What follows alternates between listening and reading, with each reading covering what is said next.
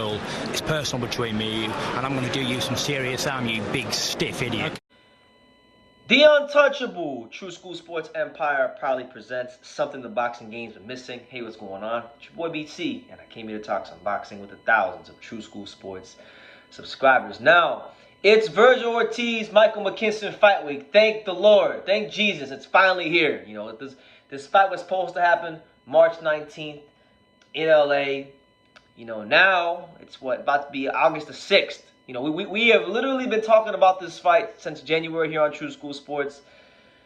But it's finally here. And it's a very intriguing point in Vergil Ortiz's career because Vergil Ortiz had that condition, which you know, they say was bad for his body and all these kind of things. So we don't really know physically how he's going to be. But they say, by all accounts, he's good to go. He's strong. He's ready. He's fit. He's focused. So should there be any issues on fight night with him, should there be any chinks in the armor that wind up becoming exposed, I don't want to hear no excuses about the condition, because we aren't hearing any excuses about the condition right now. So let's just get that out the way. Second of all, Michael Mckinson, this is his chance, man. You know, for me, right? One of the things I love about boxing is, you know, they always say that like today's nobodies are tomorrow's somebodies, right?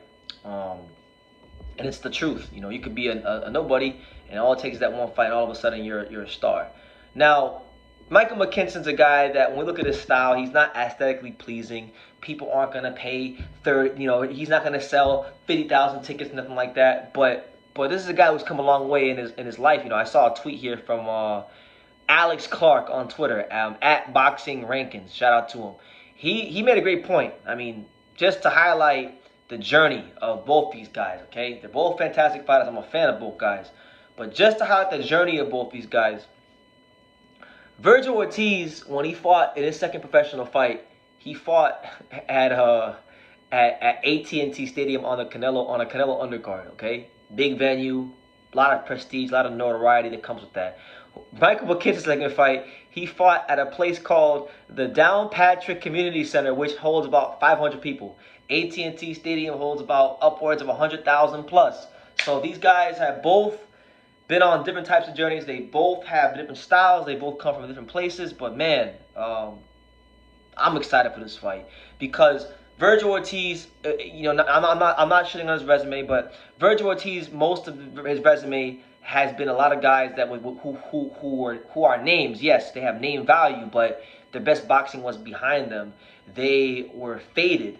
Good veteran fighters, they know the way around the ring, but their best boxing was behind them. Anybody who can be objective, but no matter how much like Vergil Ortiz, can acknowledge that is the truth. Apart from maybe like a Kavaluskas, maybe everyone else was a faded veteran.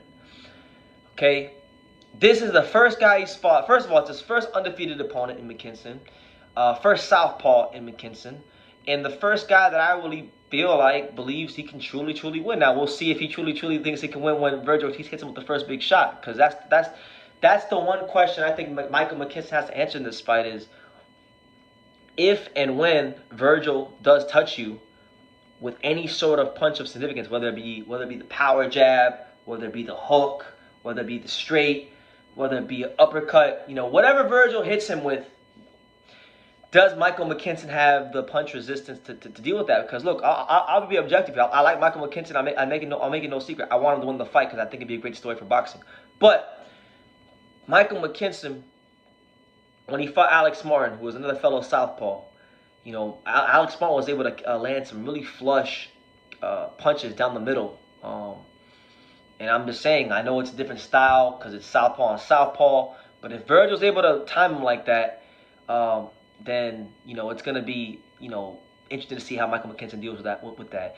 As far as Vergil, right, I think the early rounds are going to be interesting for Vergil because, you know, Vergil's renowned in boxing, even though he's young. He's been renowned for that power, that good, stiff, consistent power jab that they like to put in people's faces. He's really good at that. And, you know, Vergil Ortiz, how is he going to deal with the awkward, you know, style of Mckinson? Mckinson, let's face it, one of the most awkward fighters in the welterweight division. Deceptively strong, southpaw, awkward as hell. Not known for being a big puncher, but again, if he closes the gap, can be physically strong and can sometimes score ugly knockdowns. I mean, this is a guy, well, he only has 2 knockouts in his career, and people want to focus on that, but this is a guy that's, I think in his last, like, excluding his last fight against Martin, the 3 previous fights before that, I think he had like 4 or 5 knockdowns. You know, the guy gets a lot of knockdowns, he doesn't get a lot of knockouts because of the fact of the way he punches. So, seeing how Vergil deals with him in the early rounds, I think is going to really give us a good insight as to where Vergil's boxing IQ is at this stage of his career, and then seeing how he makes the adjustment is going to be very key as well. So, I'm very intrigued for this fight. You know, a lot of people are saying, BT, we don't know why you're so intrigued for this fight, because Vergil Ortiz is going to knock the hell out of Michael Mckinson. But you know what? They said the same thing when Michael Mckinson fought Chris Congo. I'll never forget it. When he fought Chris Congo, when Michael Mckinson fought Chris Congo, everyone said the same thing. They said, oh, well, Chris Congo is the next big star in British boxing, and he's just going to steamroll Michael Mckinson. Then got 2 knockouts, and then, you know, when the fight actually took place and the lights came on, Michael Mckinson outclassed Chris Congo. Now, obviously, Vergil, we believe, is better than Chris Congo, so we think the outcome probably will be different. You know, on paper, it probably will be different, but fights aren't won on paper. Fights aren't won on reputation. Fights aren't won like that. Fights are won in the ring, under the lights, in front of the crowd. So we'll see what happens come this Saturday. But I'm very excited for it. You know, I think this could be a great learning fight for Vergil Ortiz, and a fight that could really get him to where he needs to be. And with what he hasn't fought like in a year. Vergil hasn't fought since Maurice Hooker last summer. So it's been a year of inactivity, which when a fighter is inactive, that throws off the timing. So it's been a year of inactivity. It's been, you know, he has the condition, supposedly. So there's that as well. And he's fighting a guy that's a good boxer, Michael Mckinson. So a lot of factors that can make this a tougher fight than people expect. But, you know, Michael Mckinson, they never gave him nothing. And I've grown quite fond of the guy through learning about him over the last year or so. So my heart is with him, but my heart is with Michael Mckinson. My mind says Vergil. My heart says Mckinson. Should be a good fight. Looking very, very forward to it this weekend. These are my initial thoughts on Vergil Ortiz versus Michael Mckinson. But let me know what you guys think in the comments down below. Vergil Ortiz, Michael Mckinson. What do you guys make of it in the comments down below? What kind of a chance do you give Michael Mckinson? And yeah, leave your comments down below. Make sure you guys take the time to subscribe, because we're on the road to 50,000 subscribers. And I know with your guys' help, we'll get there quickly and swiftly. So yeah, let me know what you guys think in the comments down below. Take the time to subscribe, and like I say in every single one of these videos, you can love me or you can hate me, but I'm just a kid from Daniel. So until next time, take care, guys. Thank you for watching another video on True School Sports, the home of boxing. If you made it this far, do me a favor and do yourself a damn favor. Hit that subscribe button, and surely you will not be disappointed.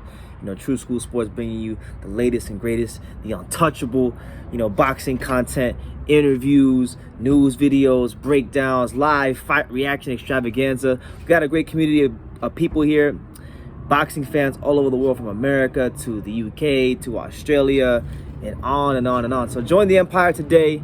Hit that subscribe button. Take care and God.